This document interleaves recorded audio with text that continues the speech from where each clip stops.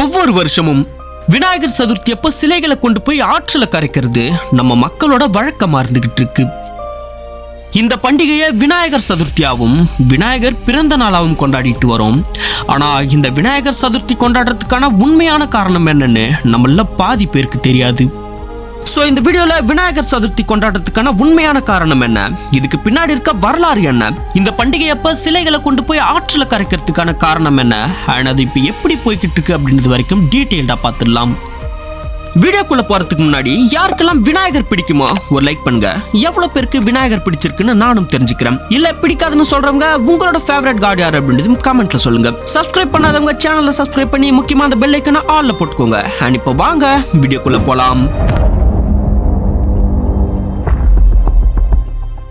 ஒவ்வொரு வருஷமும் ஆவணி மாதம் வளர்பிறை சதுர்த்தி நாள் அன்னைக்கு விநாயகர் சதுர்த்தி பண்டிகை கோலாகலமா கொண்டாடப்பட்டு வருது. உண்மையை சொல்லணும்னா இந்த பண்டிகை நம்ம ஊரை விட குஜராத், மகாராஷ்டிரா, பீகார் போன்ற வட மாநிலங்கள்ல தான் ரொம்பவே பிரம்மாண்டமா பெரிய அளவுல கொண்டாடுவாங்க. உடனே நம்ம ஊரை குறைச்சு சொல்றேன்னு சண்டைக்கு வந்துடாதீங்க. நம்மளால ஏத்துக்க முடியலனாலும் உண்மை இதுதான். பிகாஸ் வரலாறு படி ஆரம்ப காலத்துல மராத்திய மன்னன் சத்ரபதி சிவாஜி காலத்திலிருந்தே இந்த விநாயகர் சதுர்த்தி பண்டிகை அப்படின்றது கொண்டாடப்பட்டு வந்திருக்கு. இது அந்த மக்களோட தேசிய விழாவாகவும் கலாச்சார விழாவாகவும் கொண்டாடப்பட்டு இருந்திருக்கு. அதன் பிறகு பேஷ்வாக்கள் ஆட்சி காலத்திலும் இந்த விநாயகர் வழிபாடு அப்படின்றது தொடர்ந்து நடந்துகிட்டு இருந்திருக்கு. பின் மகாராஷ்டிரா மாநில மக்களோட குடும்பங்கள் வழி வழியா இந்த ஒரு விழாவை கொண்டாட ஆரம்பிச்சிருக்காங்க. ஆரம்ப காலத்துல இப்படி பல வருடங்களா மகாராஷ்டிரா, குஜராத் போன்ற ஒரு சில மாநிலங்கள்ல மட்டுமே கொண்டாடிட்டு இருந்த இந்த விநாயகர் சதுர்த்தி விழா காலப்போக்கில் இந்தியா முழுவதும் மக்கள் அனைவரும் இணைந்து கொண்டாடும் தேசிய விழாவா பிரபலம் அடைய முக்கிய காரணமா இருந்தவர் தேசபக்தரும் தியாகியுமான பாலகங்காதர திலகர். பிகாஸ் அது வரைக்கும் இந்தியாவோட குறிப்பிட்ட சில பகுதிகளில் மட்டும், அதாவது குறிப்பா வட மாநிலங்களில் மட்டுமே அதிக அளவுல விநாயகர் சதுர்த்தி விழா கொண்டாடப்பட்டு வந்த நிலையில 1893 தியாகி பாலகங்காதர திலகர் இந்த விழாவை இந்தியா முழுவதும் உள்ள மக்கள் அனைவரும் ஒருங்கிணைந்து கொண்டாடும் தேசிய விழாவா கொண்டாட வேண்டும் அப்படின்னு வேண்டுகோள் விடுத்திருக்காரு. அதன்படி முதன்முறையா பூனேல இருக்க கணபதி கோவில்ல தான் விநாயகர் சதுர்த்தி விழா ரொம்பவே பிரம்மாண்டமா பெரிய அளவுல கொண்டாடப்பட்டது. அதுக்கப்புறம் தான் இந்த விநாயகர் சதுர்த்தி விழா இந்தியா முழுவதும் உள்ள மக்கள் அனைவரும் ஒருங்கிணைந்து விசேஷமா கொண்டாடுற ஒரு பண்டிகையா மாறி இருக்கு. இதுதான் விநாயகர் சதுர்த்தி பண்டிகையோட வரலாறு. அண்ட் அப்படியே மித்தாலஜி படி இந்த பண்டிகை கொண்டாடுறதுக்கான காரணம் என்னன்னு பார்க்கும்போது நிறைய தியரிஸ் முன்வைக்கப்படுது.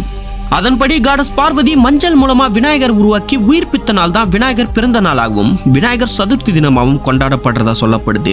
அது மட்டும் இல்லாம விநாயகர் கஜமுகாசூரன் அப்படின்ற அரக்கனை வீழ்த்தி மூஷிகராக்கி தன்னோட வாகனமா ஏத்துக்கிட்ட தினத்தை தான் விநாயகர் சதுர்த்தி தினமா கொண்டாடப்பட்டதாகவும், இன்னொரு தியரி படி சந்திர தேவனோட சாபம் நீங்க விநாயகரிடம் சரணடைந்த நாள் தான் விநாயகர் சதுர்த்தி தினமா கொண்டாடப்பட்டதாகவும் ஒரு தியரி இருக்கு. இந்த மாதிரி நிறைய தியரிஸ் முன்வைக்கப்படுது. சோ இத பத்தி கிளியரா டீடைல்டா இன்னொரு தனி வீடியோல பார்த்துடலாம். இப்ப இந்த விநாயகர் சதுர்த்தி சிலைகளை கொண்டு போய் ஆற்றில கரைக்கிறதுக்கான உண்மையான காரணம் என்ன அப்படின்றத பார்த்துடலாம்.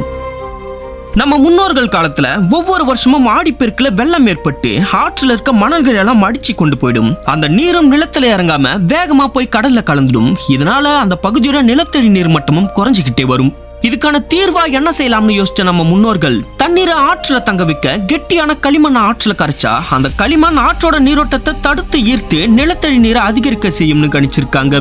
இதுக்காக தான் ஒவ்வொரு வருஷமும் குறிப்பா ஆடி மாதம் முடிஞ்சு அதுக்கு அடுத்த ஆவணி மாதம் சதுர்த்திய விநாயகர் சதுர்த்தியா கொண்டாடி வந்திருக்காங்க.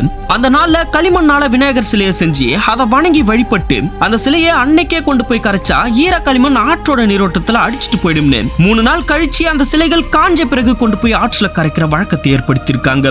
இதனால அந்த களிமண் சிலை ஆற்றுல கரைஞ்சி அப்படியே படிஞ்சிடும். அங்க ஆற்றோட நீரோட்டமும் தடுக்கப்பட்டு களிமண்ணால் நீர் உறிஞ்சப்பட்டு நிலத்திலேயே தங்கிடும். இதனால நிலத்தடி நீரும் பெருகும், நிலத்தோட வளங்களும் பெருகும், நம்மளுக்கான குடிநீர் பிரச்சனையும் தீரும். இந்த மாதிரியான ஒரு அறிவுபூர்வமான காரணத்துக்காக தான் நம்ம முன்னோர்கள் களிமண்ணால செஞ்ச விநாயகர் சிலைகளை ஆற்றுல கரைக்கிறத வழக்கமா கடைபிடிச்சிட்டு வந்திருக்காங்க.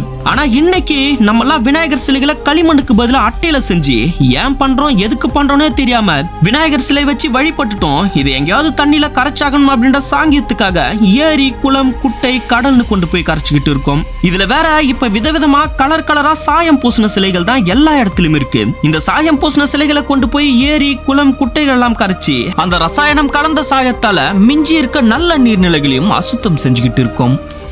ஆரம்ப காலத்துல நம்ம முன்னோர்கள் மக்களோட நன்மைக்காக உருவாக்கப்பட்ட ஒரு செயல்முறையை அறியாமையாலும் சரியான புரிதல் இல்லாததாலையும் நம்ம இப்ப மக்களுக்கு தீங்கு விளைவிக்கிற செயலா மாத்திக்கிட்டு வரோம் அப்படின்றதுதான் ரொம்பவே வருத்தப்பட வேண்டிய ஒரு விஷயமா இருக்கு அப்படின்றது என்னோட கருத்து. இத பத்தி நீங்க என்ன நினைக்கிறீங்க அப்படின்றத கமெண்ட்ல சொல்லுங்க. அடுத்த வீடியோல பார்ப்போம்.